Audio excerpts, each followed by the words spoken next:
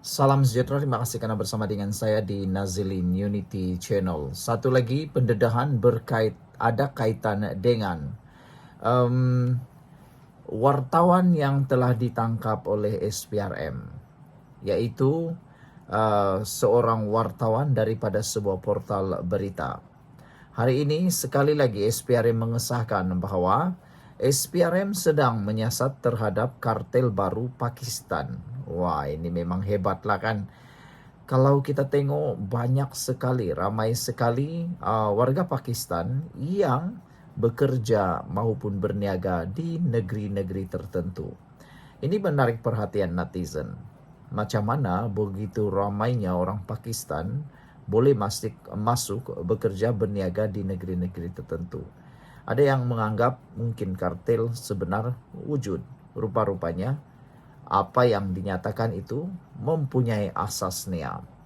SPRM hari ini mengesahkan mereka turut menyiasat kartel pemerdagangan migran yang baru-baru ini didedahkan oleh wartawan Malaysia kini Binantan Kumar yang minggu lalu ditahan atas dakwaan rasuah. Wah, cerita yang lebih hebat. Tapi sebelum saya teruskan ulasan kali ini, jangan lupa tinggalkan komen Anda dan lebih penting izinkan saya untuk berkongsi dengan Anda semua satu produk minyak wangi yang terbukti baik menurut testimoni daripada orang-orang yang lain. Mereka kata minyak wangi itu sesuai dengan lelaki yang berusia 30 hingga ke atas, dan paling bagus adalah lelaki yang sudah berkahwin, lelaki yang berusia 40 tahun ke atas. Dianya minyak wangi halal dan sesuai digunakan untuk umat Islam yang menjalani ibadah puasa. Harganya semula, sekarang harganya murah. Shopee jual murah, kami jual murah. Jadi tekan butang bag ini untuk mendapatkan harga yang paling murah sekarang. Beli cepat sebelum stok habis, boleh menjadi bekal untuk hari raya nanti. Oke, baiklah. Kita sambung lagi. Kata Azam Baki, saya dah cakap banyak kali kepada media. Kita SPRM juga telah pun, bukan kata sedang. Kita telah pun menyiasat beberapa isu berhubung kartel kemasukan pekerja-pekerja asing ke negara ini, kata Azam Baki pada sidang media.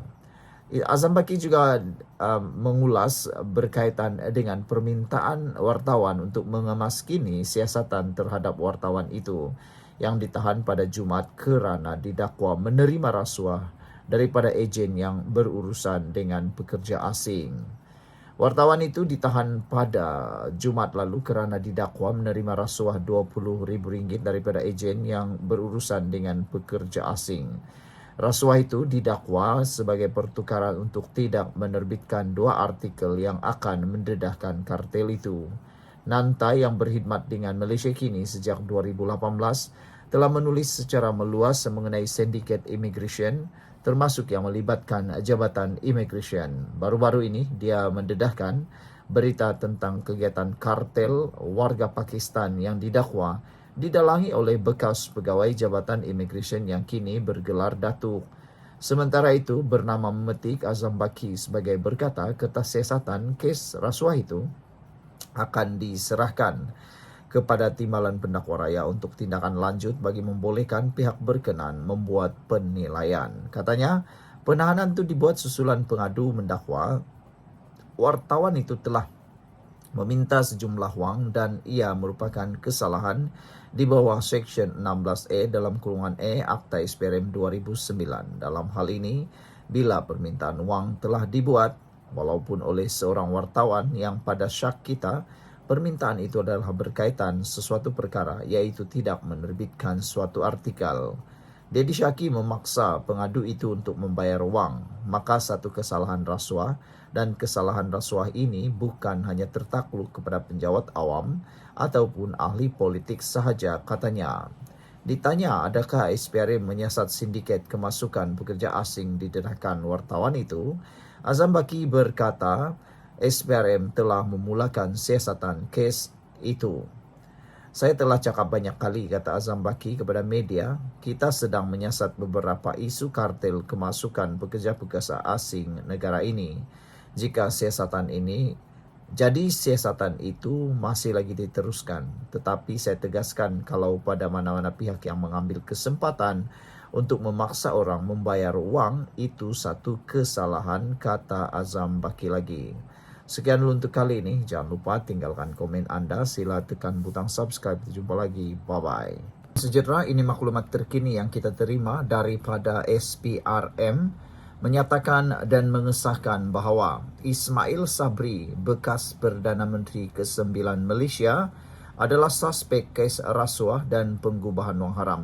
Kalau sebelum ini kita hanya tahu dia adalah saksi, kini disahkan, baru sahaja disahkan beberapa minit yang lepas, bahawa bekas Perdana Menteri ke-9 itu, Ismail Sabri Yaakob, menjadi suspek kes rasuah dan pengubahan wang haram.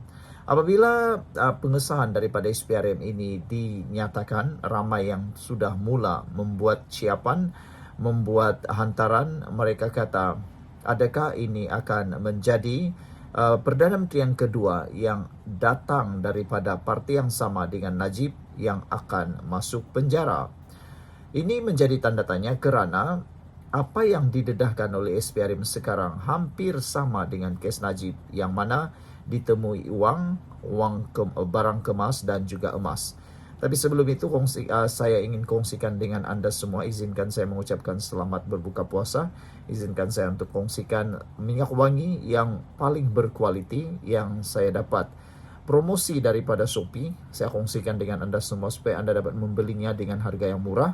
Anda boleh tekan bag produk yang ada di paparan video ini, tekan dan beli. Harganya sekarang sangat murah. Bekalan anda untuk menyambut Ramadan dan Syawal, menyambut hari raya nanti, kan bagus kalau wangi. Testimoni daripada beberapa yang telah membeli, mereka mengatakan ianya sangat sesuai untuk lelaki atau perempuan yang berusia 30 tahun atau 40 tahun ke atas. Mereka kata boleh menarik perhatian sesiapapun kerana sangat wangi dan berbaloi. Yang paling bagus lagi, ianya halal. Ismail Sabri adalah suspek kes rasuah pengubahan wang haram, kata Azam Baki. Ketua Pesuruhjaya Suruhanjaya Pencegahan Rasuah Malaysia SPRM Tan Sri Azam Baki hari ini mengesahkan bahawa bekas Perdana Menteri Datuk Seri Ismail Sabri Yaakob merupakan suspek bagi siasatan kes rasuah dan pengubahan wang haram. Beliau pada sidang media hari ini berkata pihaknya, iaitu SPRM, juga dijangka mengambil keterangan Perdana Menteri ke-9 itu sekali lagi berhubung kes berkenaan pada Rabu. Ada yang mula bertanya-tanya, adakah Rabu ini Ismail Sabri Yaakob akan direman pula untuk mendapatkan bantuan maklumat ataupun untuk keterangan. Biasanya kalau kes sudah sampai macam ni, ianya akan memberikan pelbagai spekulasi yang menarik. Kata Azam Baki, saya boleh katakan Ismail Sabri Yaakob adalah suspek dalam kes ini. Ini kerana pertama, Seksyen 36 dalam kurungan 1 Akta SPRM 2009 telah diberikan kepada beliau untuk membuat pengisytiharan harta. Kedua, bila terjumpa wang ini dan beliau antara yang dikaitkan, maka kita perlu mendapatkan penjelasan daripada beliau tentang penemuan wang ini, katanya dalam sidang media di sini. Yang menjadi buah mulut netizen ialah perkara kedua yang dinyatakan oleh Azam Baki ini, iaitu apabila wang tersebut dijumpai, Ismail Sabri Yaakob antara yang dikaitkan. Apa maksud antara yang dikaitkan? Adakah maksudnya ialah pemilik kepada uang itu, ataupun penderma kepada uang itu, atau mengetahui uang tersebut? Itulah yang menjadi tanda tanya netizen. Walau bagaimanapun, kata Azam Baki, itu sebabnya beliau perlu memberikan penjelasan kepada SPRM. Saudara-saudara sekalian, semalam SPRM dilaporkan berkata Ismail Sabri sedang disiasat berkaitan kes rasuah dan pengubahan wang haram, dan fokus siasatan tertumpu pada perbelanjaan dan perolehan dana bagi tujuan promosi serta publicity semasa beliau menerajui negara. SPRM dilapor telah menyita wang tunai kira-kira 170 juta ringgit dalam pelbagai mata wang, antaranya baht, rial, pound sterling, won, euro, Swiss franc dan yuan, serta 16 kg jongkong emas tulin yang dianggarkan bernilai hampir 7 juta ringgit. Setakat ini, kata Azam Baki, beliau berkata SPRM telah merakam percakapan 31 individu serta membekukan 13 akaun bank bernilai kira-kira 2 juta ringgit dengan kesemuanya akaun adalah sah dan aktif. Berhubung Ismail Sabri, kita tidak lagi bekukan akaun beliau, manakala akaun Yayasan Keluarga Malaysia juga tidak dibekukan, katanya. Beliau berkata pihaknya dijangka memanggil beberapa lagi saksi berhubung kes ini dan siasatan ini dibuat dengan terperinci. Azam berkata, kes itu disiasat mengikut Akta SPRM 2009 dan Akta Pencegahan Pengubahan Wang Haram, Pencegahan Pembiayaan Keganasan dan Hasil daripada Aktiviti Haram 2001. Sekian untuk kali ini, jangan lupa tinggalkan komen Anda.